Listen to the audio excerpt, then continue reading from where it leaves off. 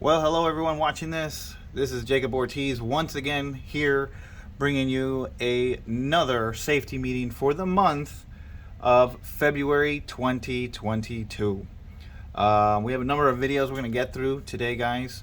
So once again, here are the ground rules for our safety meeting quiz.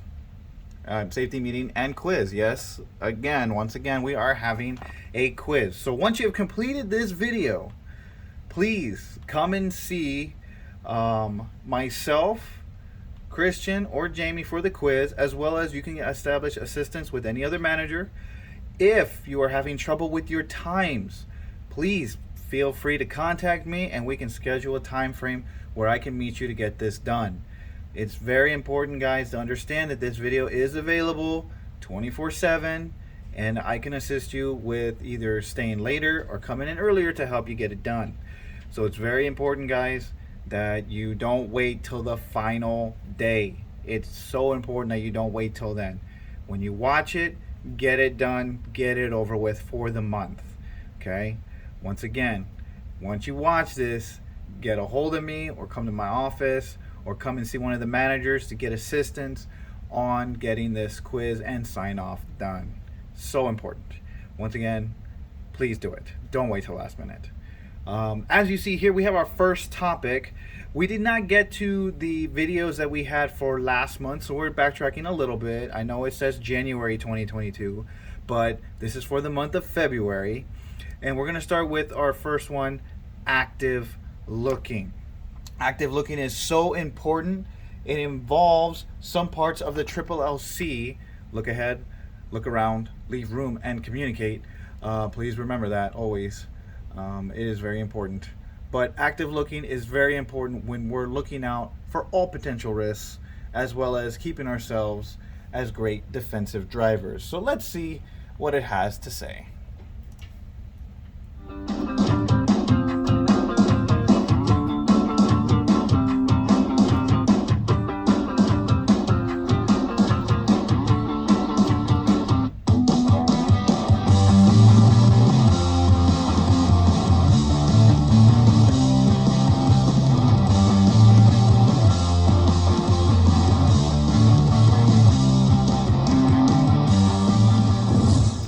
Hey there, folks, and thanks for joining me here. My name is Davis, and I'm a general manager at Transdev.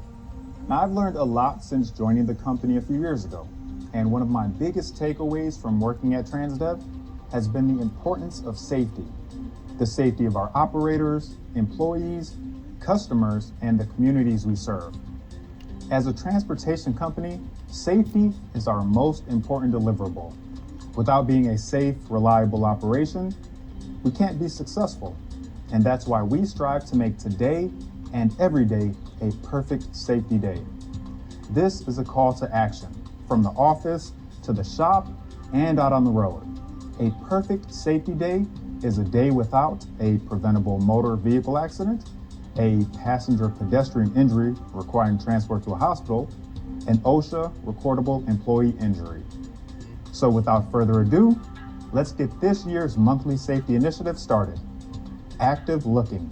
Active looking is defined as the process of actively using look ahead, look around to identify and react to potential risks. This way, you can take action to prevent an accident. Now, I know you all practice LLC when behind the wheel.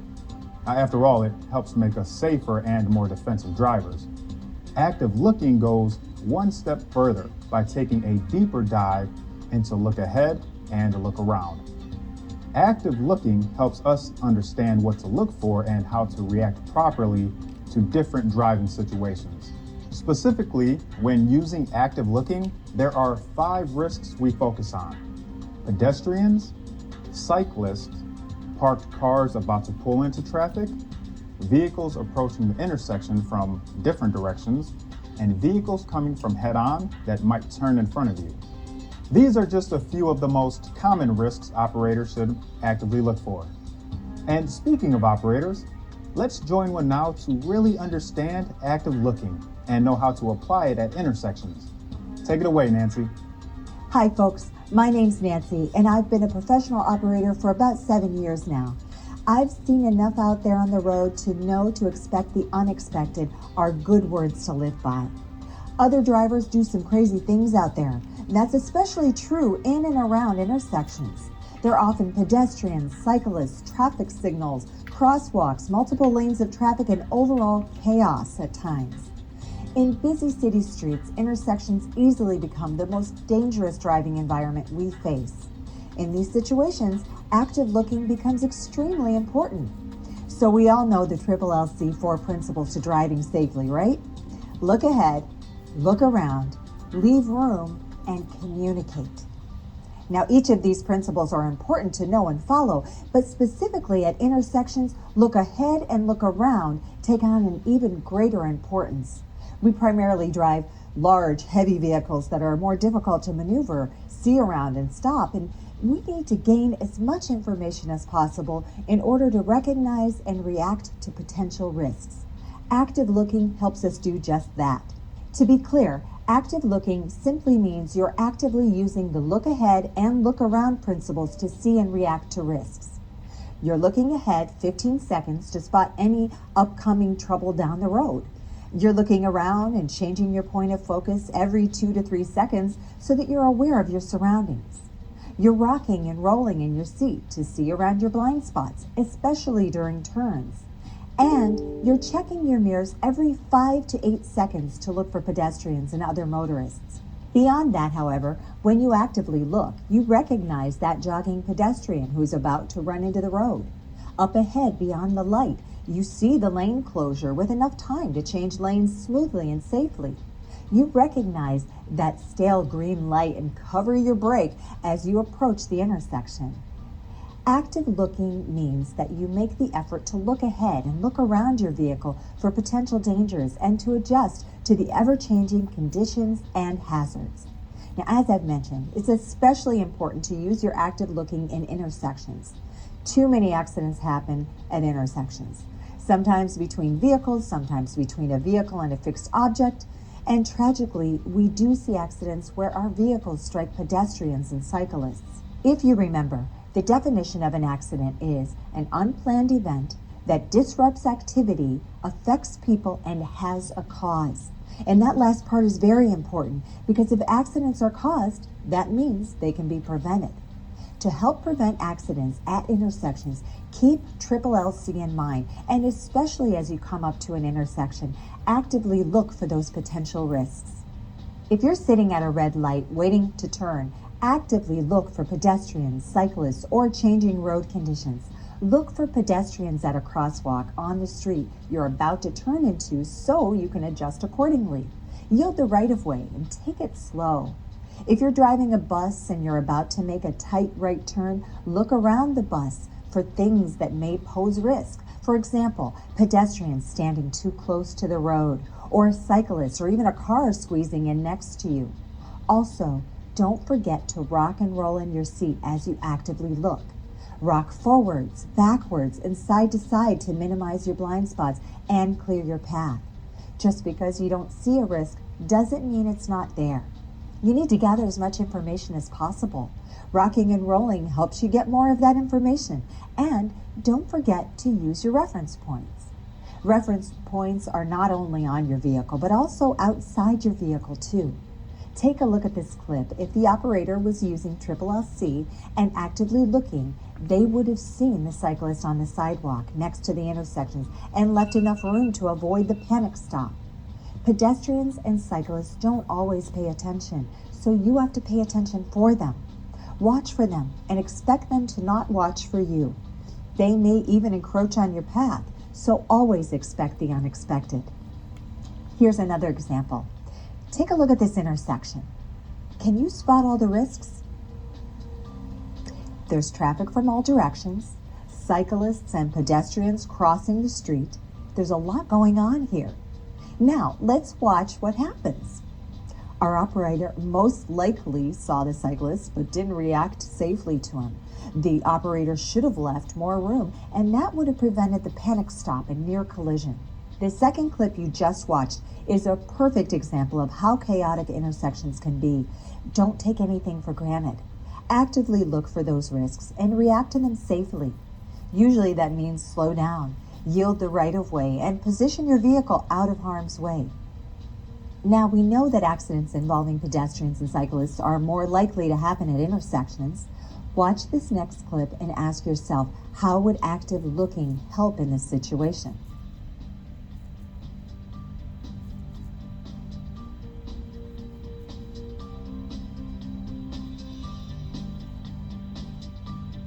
So as we just saw, two cyclists came down from the right and turned up the street. They had the walk signal, and even though they turned quickly, they did nothing wrong. However, the truck in front of our operator stopped quickly to let the cyclist cross, and that led to our operator's panic stop. This situation could have gone a lot worse, but it didn't even need to happen at all. If our operator simply used active looking, he would have seen the oncoming cyclist and prepared to stop. He would have looked around the intersection, noticed the risk of cyclists near the road, and reacted in a much safer manner. We all need to take responsibility for our actions to help make today a perfect safety day. Using LLC and active looking helps us increase safety and reduce risk. When you look ahead and look around, don't just point out potential risks, but react to them as well. You're the professional, and you have what it takes to prevent accidents. Thanks, Nancy. That's some great insight and advice. Now, operators like you and Nancy help make our operations safer. But attending this meeting and watching this video aren't enough. You have to put what we teach you to use. Now, the next time you approach an intersection, think about LLC and active looking. Point out potential risks in your head and make your adjustments to them. After you spot a risk, ask yourself, what's the best course of action? Yield the right of way to pedestrians, take it slow, tap your horn if you need to. Actively look with look ahead and look around to prevent accidents. Well, that's all we have for today. Active looking at intersections is important, and I sincerely hope you use it the next time you're behind the wheel. Thank you for doing your part to make today a perfect safety day. Well, all right. I hope that was good information. And please, guys, please remember, active looking is LLC, but it pertains to two of those four. It pertains to look ahead and look around mostly. But please remember to establish distance and, of course, communicate. Our next topic is safely securing your passengers and their mobility devices. I know this is a tall order for a lot of us, especially with our passengers with wheelchairs that have a lot of stuff on them. I always suggest do the best you can and let the passenger know that you must secure the 4-point tie-down system. The tie-down system is 7 points. The 3 are for the passenger. So please remember, the 4 are required to get your hooks into their chair to secure the wheelchair. 4 points are required. The 3 is optional. Please ask if they would like to be secured, their body. If they don't, then that's fine, but the chair must be secured. All right. So let's see what tips are for us here today.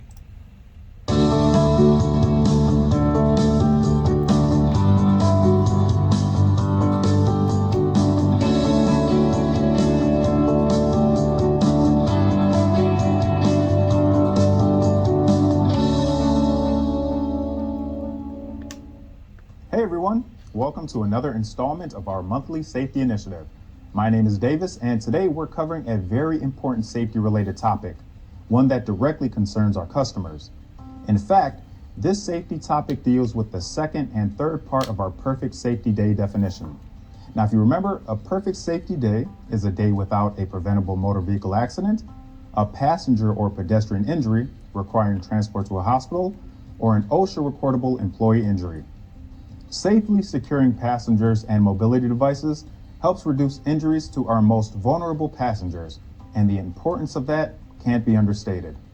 Now, all of our passengers deserve a safe and comfortable ride.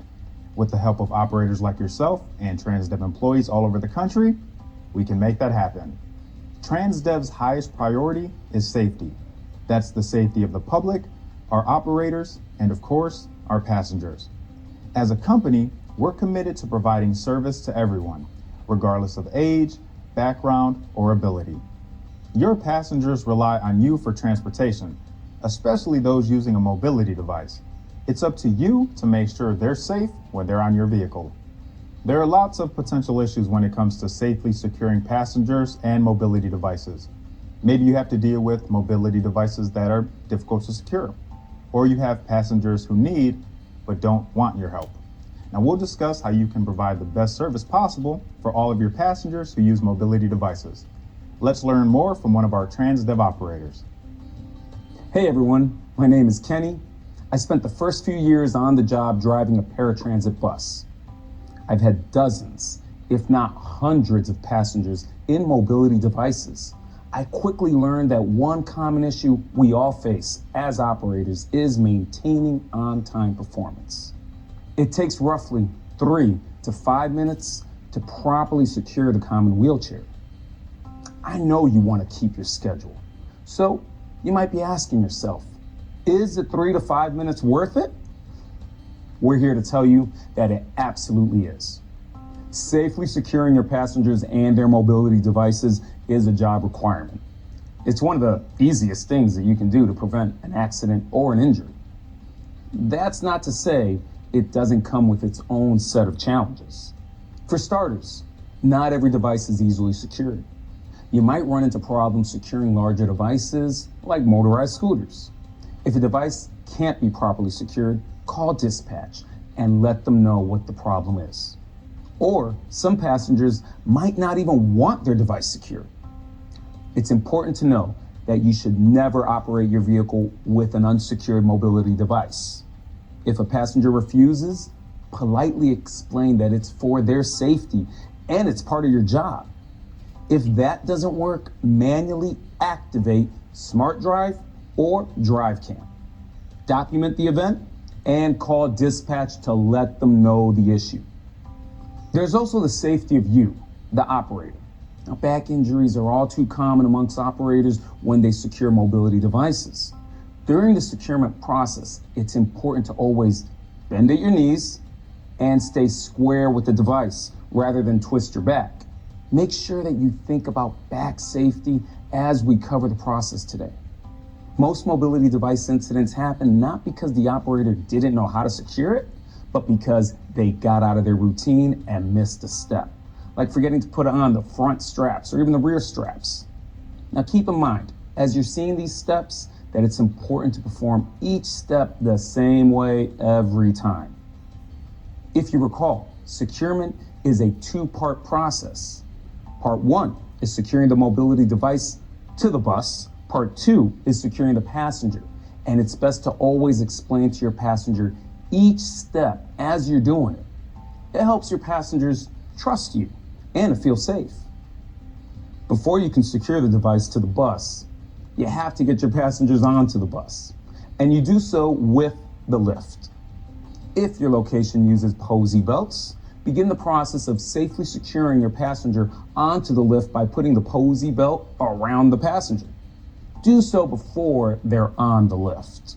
Then position the passenger onto the lift. Set their device's brakes and secure the device to the lift. Make sure you squat down to do so. Never bend at the waist. Gently make sure that the device is secured by grabbing both wheels and pulling back. Don't grab the handles and pull. At this point, you secure the device to the lift with the straps, if it's applicable, to your location. Once they're at the top, go back in the bus, disengage the straps connecting the device to the bus, and then release the brakes. Guide them onto the bus. Now that your passenger is on the bus, you can begin part 2, the securement process. Part 2 involves 2 steps. Step 1 begins with securing the 2 front floor anchors in the floor track.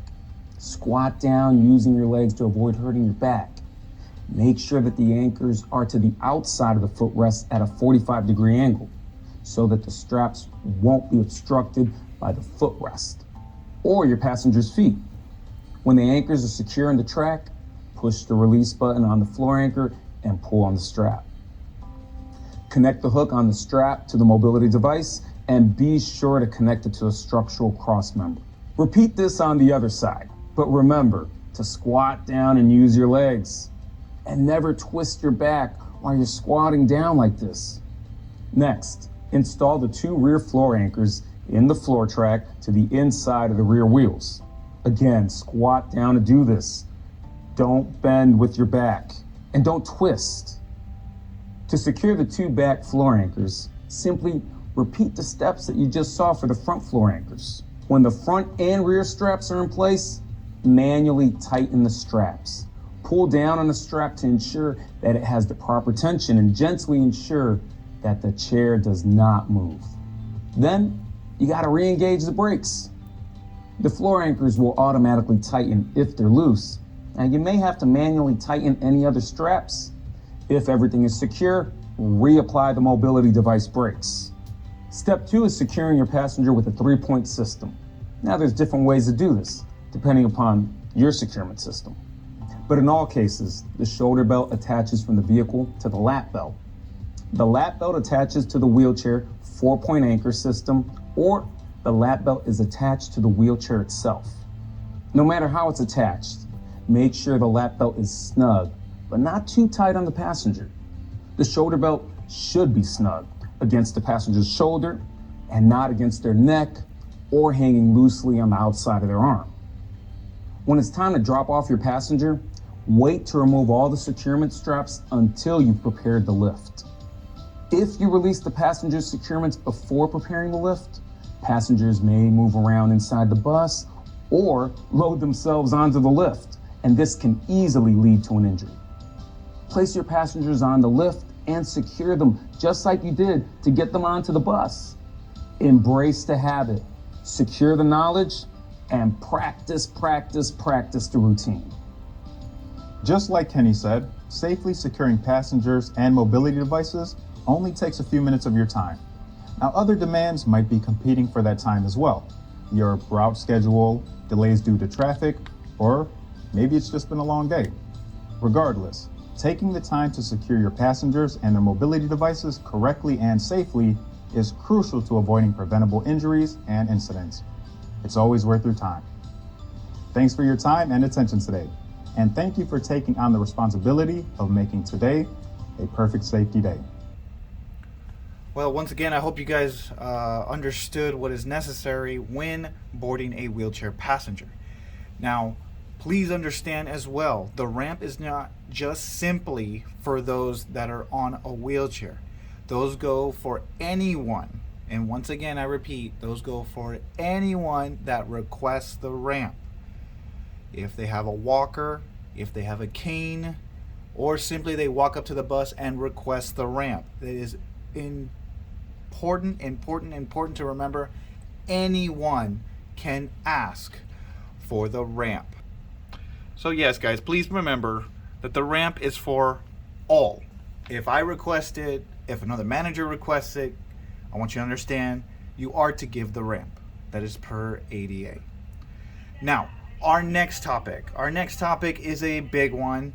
It is something that I am pretty sure a lot of you have come to see either myself or Miss Christian or Jamie many times, and that is maintaining a safe following distance. I do get it a lot, especially when it comes to coaching. Well, that vehicle jumped in front of me. Well, traffic is slowing down too much. I didn't have time to. Understand, if you're able to go over 20 miles an hour, you are able to establish a following distance. It is 4 seconds at 20 to 40 miles an hour, and above 40 miles an hour, it is 5 whole seconds. Okay? Now, this will bring you up to speed on tips that you should already know as professional drivers when it comes to maintaining the following distance. So please adhere to what is being said in this particular video.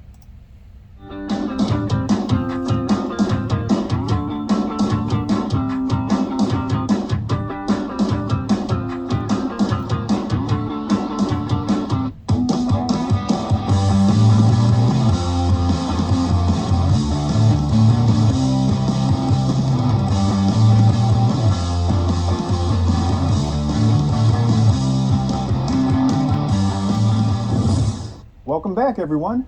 Now, if you remember, my name is Davis, and as a Transdev GM, I'm here to help you make today a perfect safety day.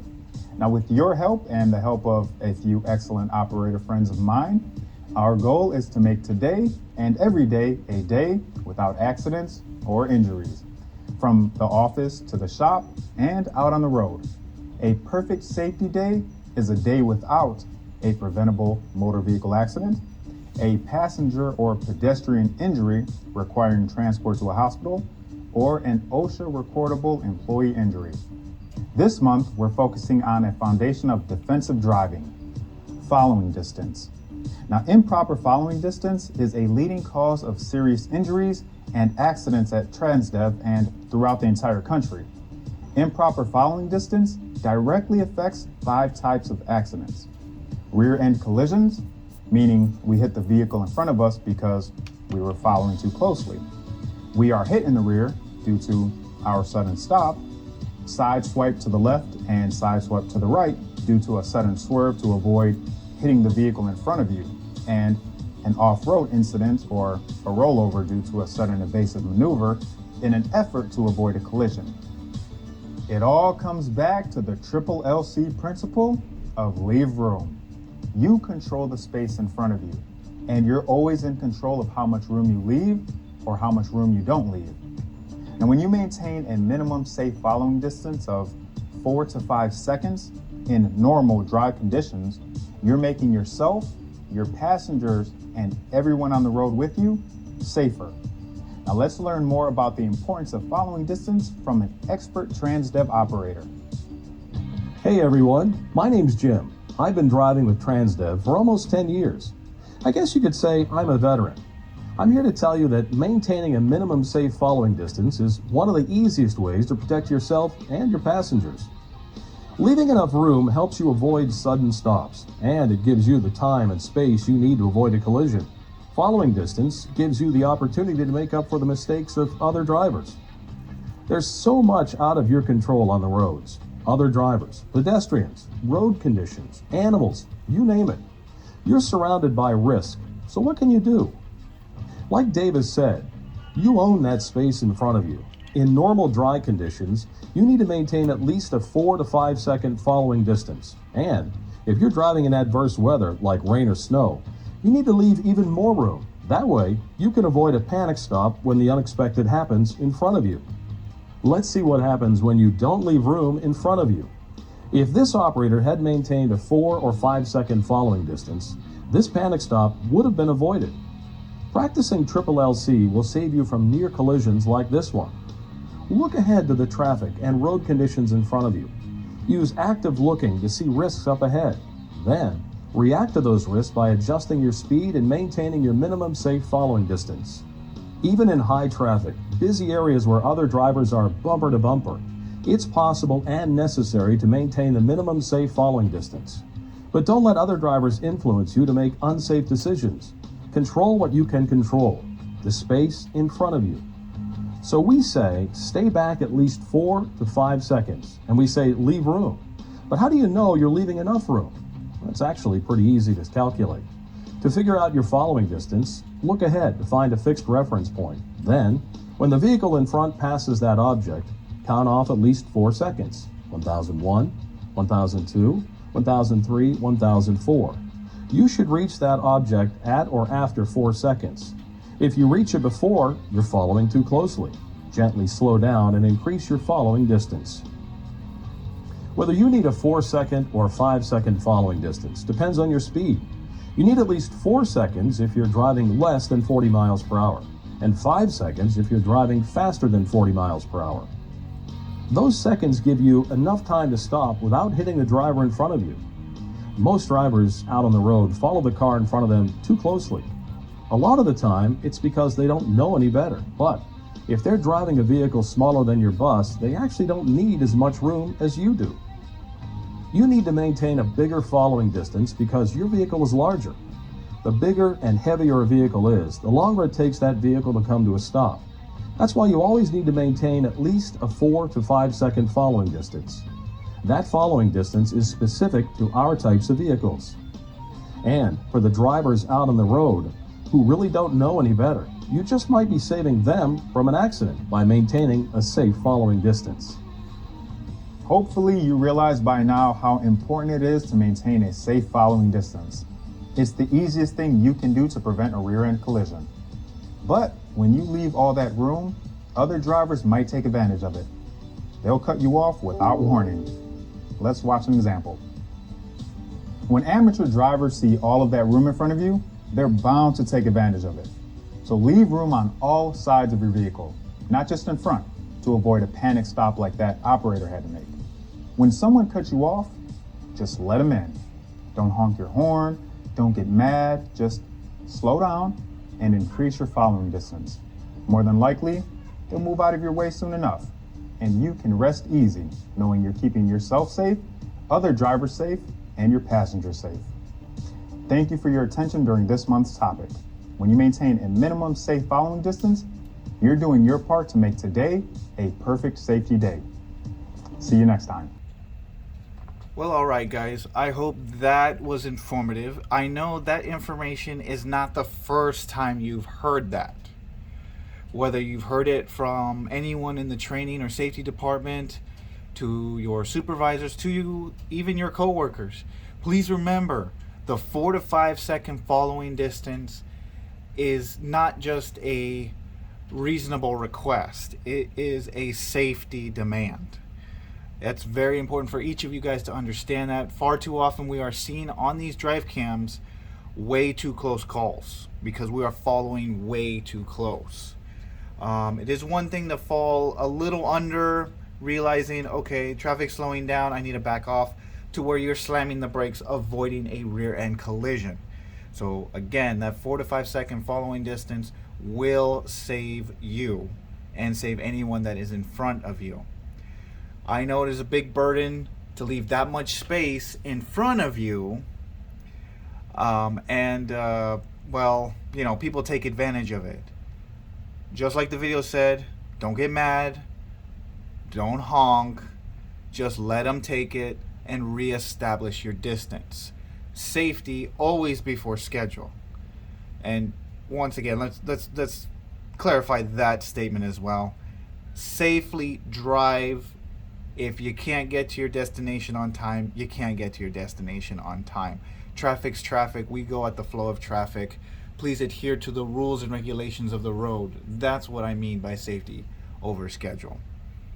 If you can't make it, you can't make it. Things happen. You pick up people. It slows you down. So let's get into a couple things where I need to bring up some topics with you guys and some announcements. Hopefully, next month, in the month of March, we could be having live safety meetings. It's a very big possibility we'll be back in the classroom for the month of March. If we are, we'll make sure we'll have a sign-up sheet and list of times. But further on that as we go through the month of February into March. First big topic.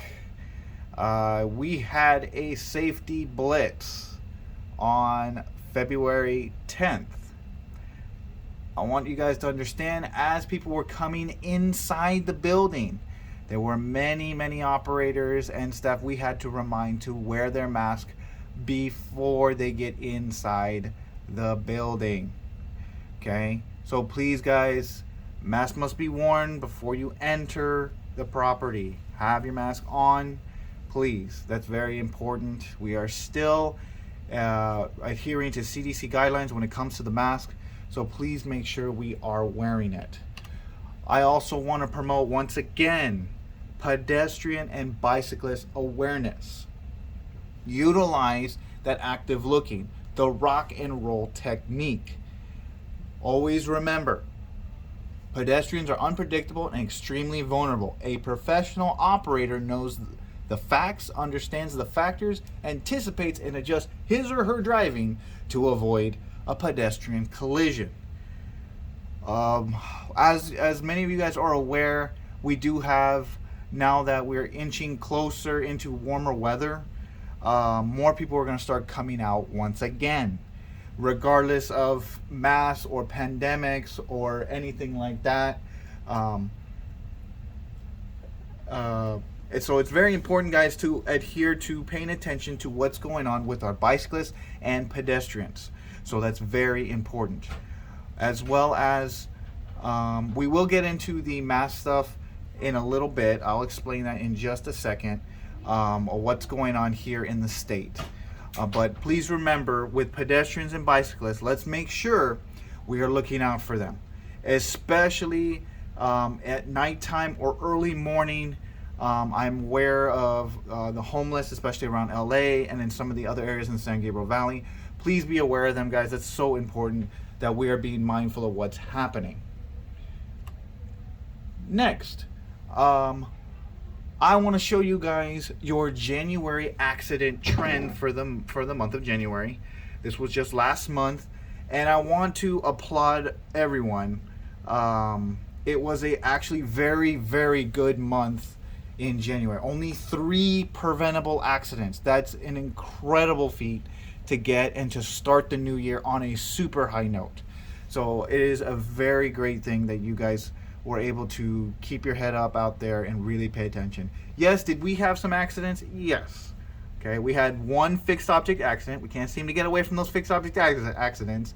We had 1 where we hit a parked vehicle, and we had 1 where we struck the other vehicle.